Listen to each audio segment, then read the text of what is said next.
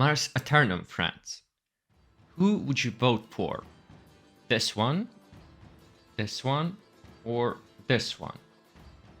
Well, in fact, no matter what you choose, the ending is probably going to be the same.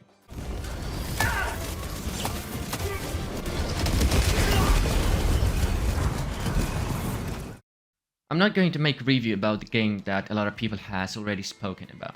Yeah, I enjoyed the game, I enjoyed playing it, but it's just not for me. You know that happens when the entire gaming industry is amazed by some game, but it just doesn't click for you. Like, you feel sort of alone on this holiday of life. Yeah, I understand all the vibe. You're a bunch of cool guys landing on a planet, killing monsters, saving democracy, doing that in the cooperative mode. Amazing. But just not for me. Though what I liked about the game is the stylistical part, or rather ideological. You are a tiny cog of the giant war machine of the Galactic Republic, saving the world and bringing the democracy. And I find it sort of interesting because the developers did a very nice trick with it. They decided to troll that. They sort of twisted all the level of absurdity of this topic such that it's kinda cringy, but at the same time, it's actually a very nice irony of all of that. And that's what I'm going to talk.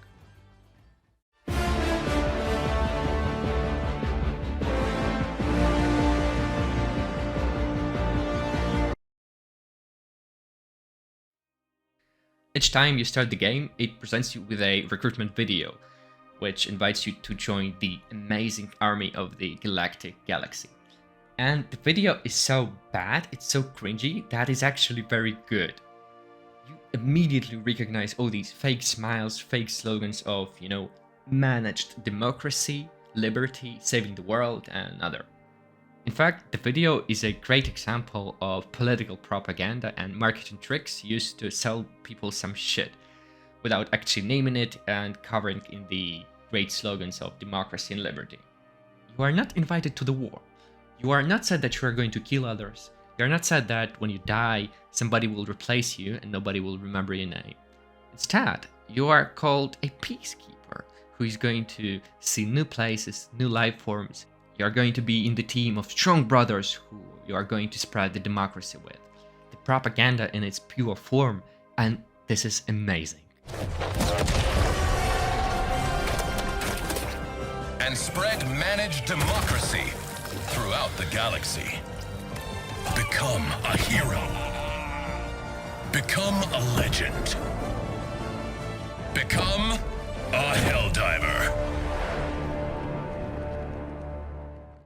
Next thing you get into is the training session, and this is the place where the game starts shining in all this beauty of ironizing of the populism and propaganda. There is a training general who is, a classical general from the movies, who is saying you that you're amazing, that you are good. Every single action of yours is commended with such a generous praise that there is a zero chance of you to not feel of yourself of something superior. In all my years, I've never witnessed such acrobatic perfection. I think you're ready for our highly realistic battlefield simulator. That's right, the real deal. Of course, the level of absurdity is quite high, but it's made intentionally to make you feel that you are actually the legend, the hero, that you actually can kill all the monsters, and every time you do it, you are reminded of that. The game perfectly shows how the aggressive propaganda of being the best and superior works. The only difference with the real world is that your enemies are the monsters indeed, and there is no need in dehumanization. Oh, what a flow.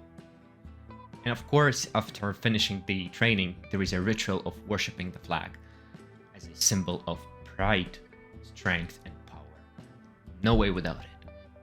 And then the general elegantly says that you are reminding of him when he was young, as you are giving high hopes and promising results.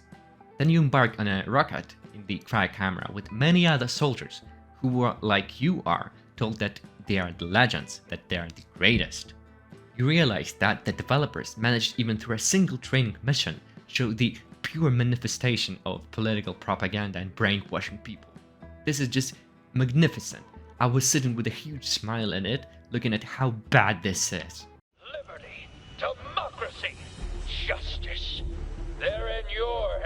now. General Fresh, over and out. Then you get delivered to your ship and you start your first mission. By the way, look at how you are getting delivered to your ship. You are literally one of millions of products on the factory line. Also, you cannot customize your character. Well, you can customize your armor, but not the character itself. The game sort of implies that you are empty as a character. The only thing matters is how good you are as a soldier.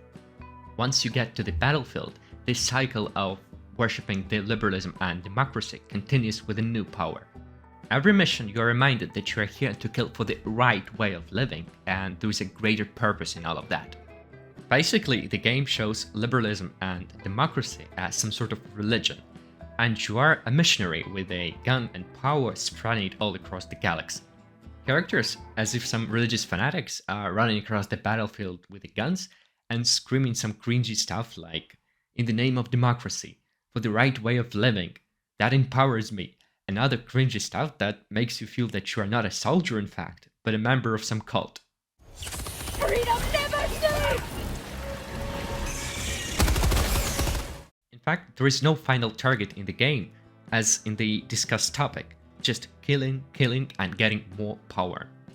But when you or one of your teammates die, you are not able to revive each other. Well, technically you can, but in fact what you are doing is you are calling a substitution for you. Remember, you are just one of the million soldiers who you just replace each other with. And all these tiny details only add up on this idea of showing that you are not a hero here. In fact, you are nobody. You are just a disposable item that somebody will use and then throw away. During the mission you can collect samples that potentially can be used for the scientific explorations to improve the quality of life at your Super Earth. By the way, why is it called Super Earth, not Uber Earth? I think it would make more sense in the style of the game. But instead, the collected samples are not used to improve the Earth. No. Instead, you improve your spaceship to make more guns and make them more powerful. Oh, how good is that? Requesting orbital strike.